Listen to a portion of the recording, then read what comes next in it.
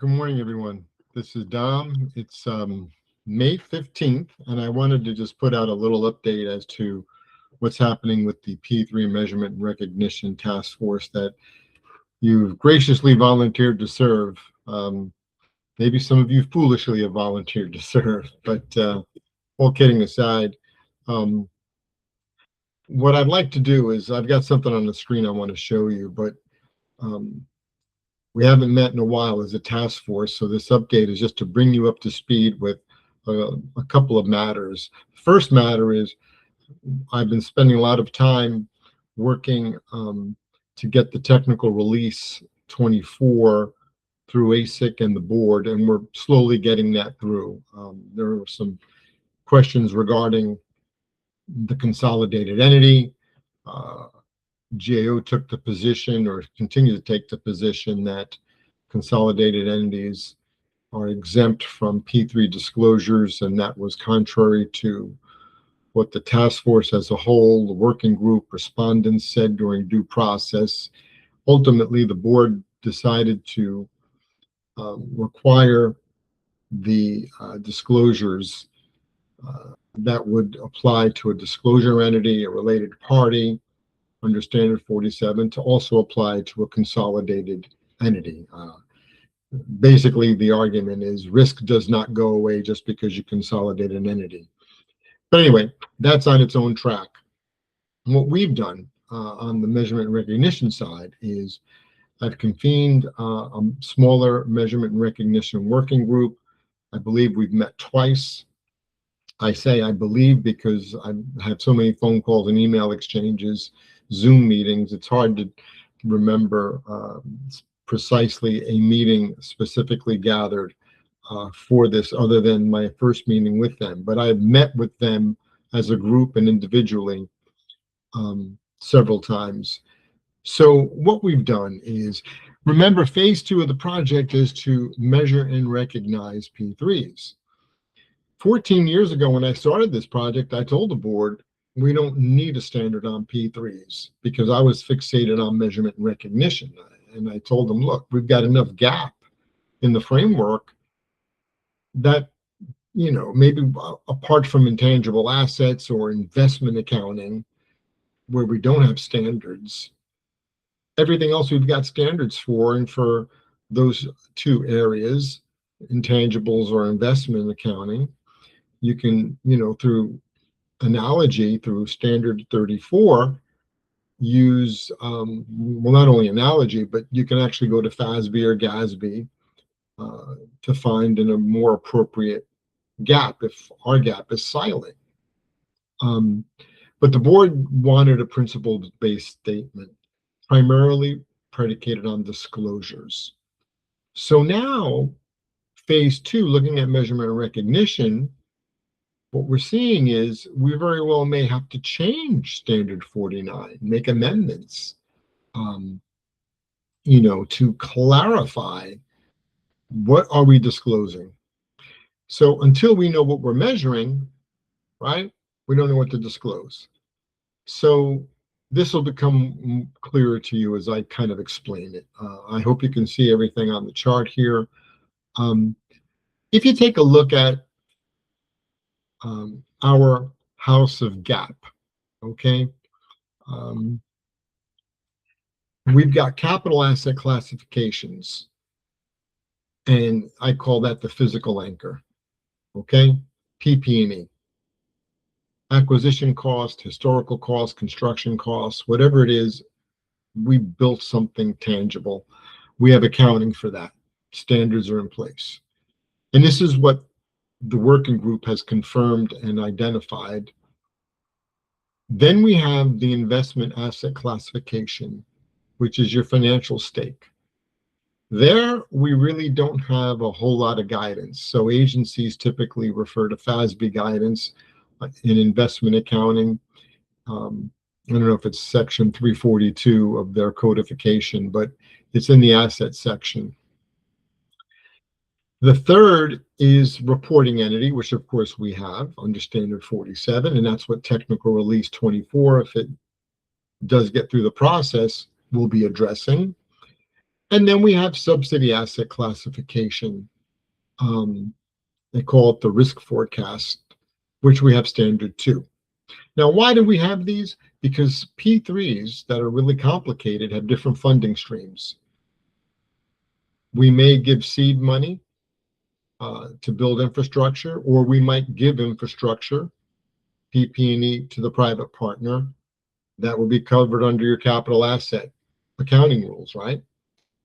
Then we might also take an equity stake in an LLC or some other type of special purpose vehicle. Or we might provide a loan, and that would be covered under subsidy. The investment stake would be covered under, let's say, the FASB guidance that may be applicable. Reporting entity, again, plays into this, because if we set up a separate entity where we have control or ownership, then we might have to consolidate or disclose it. And so you see, there are different ways structurally that a P3 could impact measurement and reporting, and also through the government's funding and giving birth and life to the P3 that can affect measurement and reporting. What I'm trying to do is, under the pillars here of our existing house of GAAP, okay, is to avoid adding any new measurement and recognition learning curves.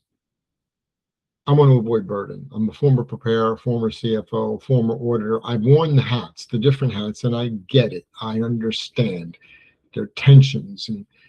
But at the end of the day, I have a bias, and I will admit my bias, and I always do.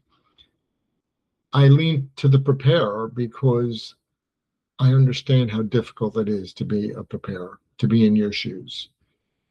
I understand also how auditors can be. Okay, I was one. I was known to be a bull in a china shop. And then you have some auditors that just work off of a checklist and don't even think. And I never liked that. I still don't. So I challenge auditors to think out of the box. So we want to avoid any learning curves, whether it's for the preparers or even for the audit community. We've got a good, solid house of GAAP. I'm kind of making the same argument I made 14 years ago that I lost. So I don't know why I'm doing this. I'm trying it again, I guess. Second pillar, I want to leverage our existing valuation workflows. And all that means is, pretty much the same. Let's use what we have. And let's see if we can not even morph it, but just use it differently. It's kind of like, don't tell the carpenters I do this, but sometimes I take a screwdriver and I might use it as a chisel. Okay? It works. Yes, does it wear the screwdriver down a bit and I have to get it resharpened? Yes, that's true. And then it gets to the point where you can't sharpen it anymore. You got to throw it out. I get it. Yes. But again, leveraging the existing valuation workflows that we have basically means we're going to follow whatever processes an agency is using. We don't want to disturb it. That's really what we're saying here. If you've got a system to deal with capital asset classifications, investment accounting, reporting entity, subsidy asset classification, I ain't going to mess with it. That's the going in position. We're thinking this would also give a standardized asset recognition, adding to comparability to the point you can achieve it, which I think comparability is a fool's errand at the end of the day, because each agency is so different one from another, no matter what we think. Federal programs, even that are singular in legislation, right, and intent, once diffused through various agencies, will be handled differently. Okay? So the fourth pillar is we want to comply with the spirit of 49, risk reporting. And this is important to our citizen users. And we have several on the task force. And I think you'll be happy to hear this. We don't want to back away from that, because then if you do, you might as well just give up the ghost and say, we're not going to do P3 reporting, or P3 reporting is going to be limited just to the dollars that are booked and not to the foreseeable potential risks. We don't want to do that, at least at the staff level. Now, the board could do whatever it decides to do, but if you're going to ask staff, this would be staff, bringing to you and the board the proper accounting it believes, or we believe, should exist for P3s, and it should focus on risk. And I go back to our initial inaugural meeting where I brought to your attention not only a couple of books you can read that are pretty cool, but I brought to your attention the GAO and CBO concerns about P3s back in the 90s. So I'm thinking this provides our framework, okay, our accounting framework. Now, let me see if I can advance the slide, and I'll have to probably minimize my screen here and take a look at what we got here. Okay, let me see if this works, my friends. And if it doesn't work, I'm sorry. Hold on. We'll get it. Okay, here you go. Here we are. Just to briefly review, these are your lenses, capital asset classification. Just scroll quickly through this. I've identified the standards, okay? We got good standards. So the first one is, well, this one's just a first lens. I show you that you could acquire things through fee simple, outright purchase, basically, okay? Pros and cons. You can get PP&E through an exchange transaction, swapping assets, right? That happens among agencies a lot of times. You can lease assets. That's your favorite topic. I know. Leased assets, of course. You're into that. Second lens, the investment lens. Yes, we have some standards kind of related to it, but not specifically for measurement. But there are three approaches there. You can use the cost method, fair value method, equity method, and that's in the FASB guidance I referenced, okay? Let's see. So I'm just scrolling through this to show you what the working group has been focused on. Let's see those, and then the third is reporting entity, which standard 47 you're familiar with. Again, this is an existing framework for whether or not we take that private partner and consider them a part of the reporting model. Okay. The point there is actually when standard 49 came after 47, they were very closely related and fresh on the board's mind at the time. 49 was to act as a supplement to 47. And I've often said it, we weren't specific enough to say that. 49 was intended to apply to consolidated disclosure and related party. That was the intent. Okay. Now, others like GAO may argue differently, and that's fine. You should always revisit decisions, but it's important to understand why the decision was there to begin with before you overturn it. Okay. And it was there because it, like the current board has said, they believe risk remains regardless of how you report the entity. Okay. The fourth is a subsidy classification. Like on MHPI at DOD, we give subsidies. I'm sure some of these private partners get subsidies. Well, you can account for that through, the present value technique that you're basically using through standard 2, where you're looking not at an incurred cost model of what you just incurred as potential losses. It's called the expected loss model. So standard 2 brings us into the expected loss, or the forecasting of what could happen, right? So we've got that tool, so why not use it? So these are the approaches that the working group has used. And as I go back to my full screen to talk to you, what we're finding is that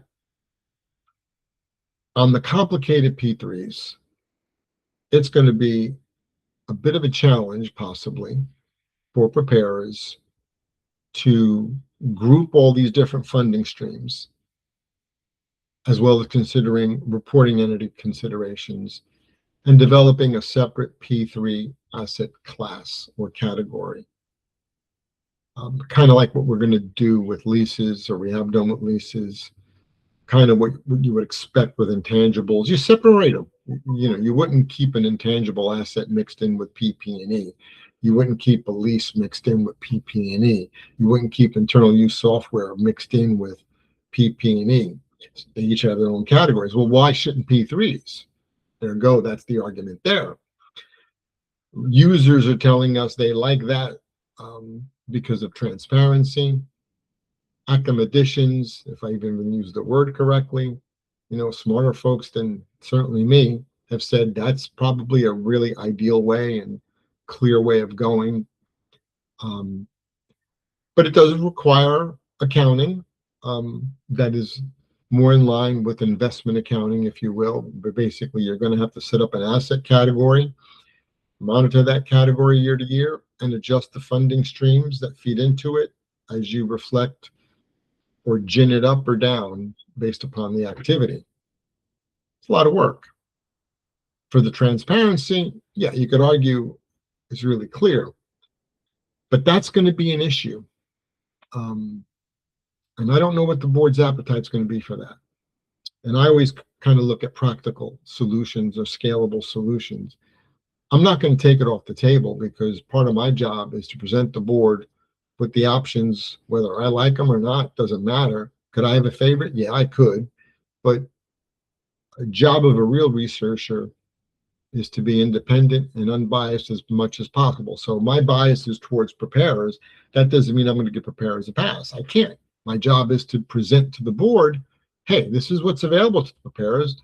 Now, when the board asks me, Don, what do you think? I'm going to say, well, this is a bigger push, right, for the preparer, having lived that life and having hearing from you. Now, the other issue, of course, is to balance that with transparency.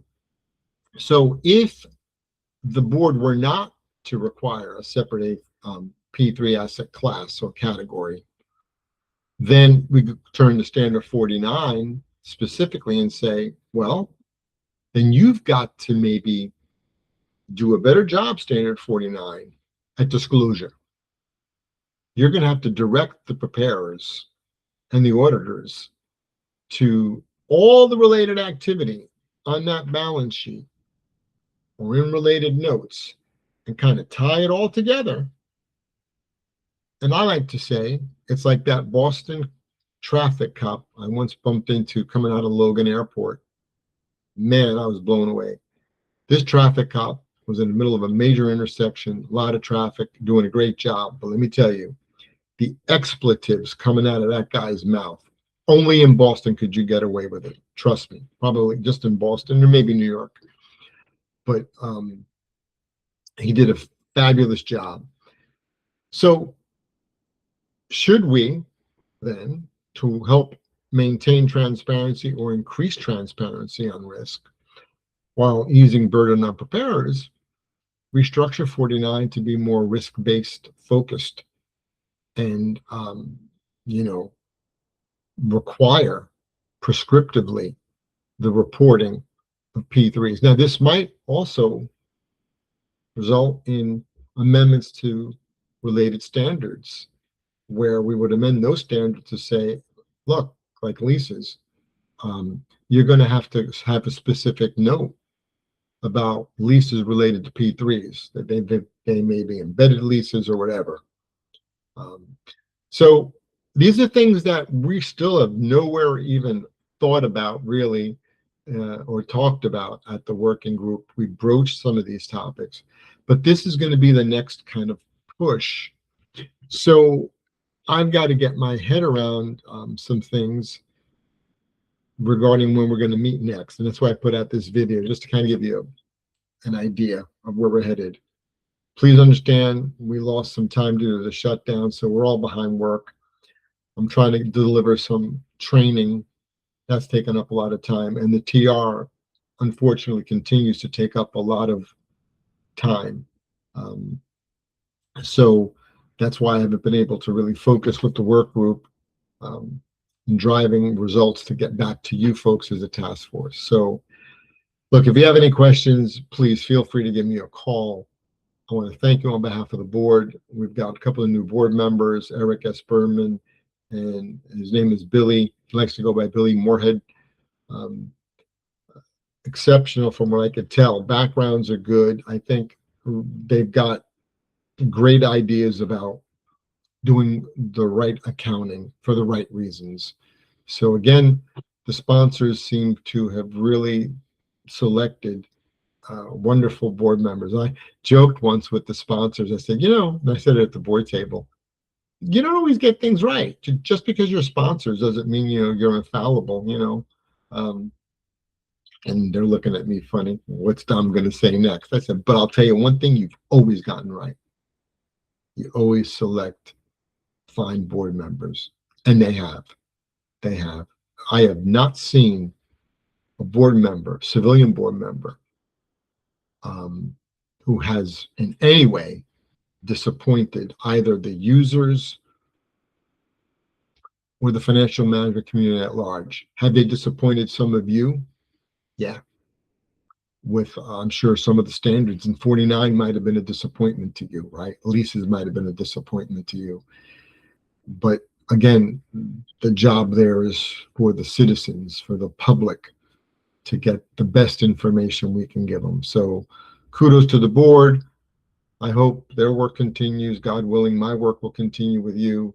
If you have any questions, hit me up, all right? And if any of you, by the way, are working on land attestation with your auditors, give me a call, please. I want to take a pulse on how the audit community is addressing land this year. It's another project of mine, as you know, and we want to make sure the technical bulletin we issued last year is having some positive effect, and I hope it is. Okay? But shout out to all of you. Okay? Stay well, and let's hope for, well, actually, we're going to get some hot weather this weekend. God bless you all. Talk to you later.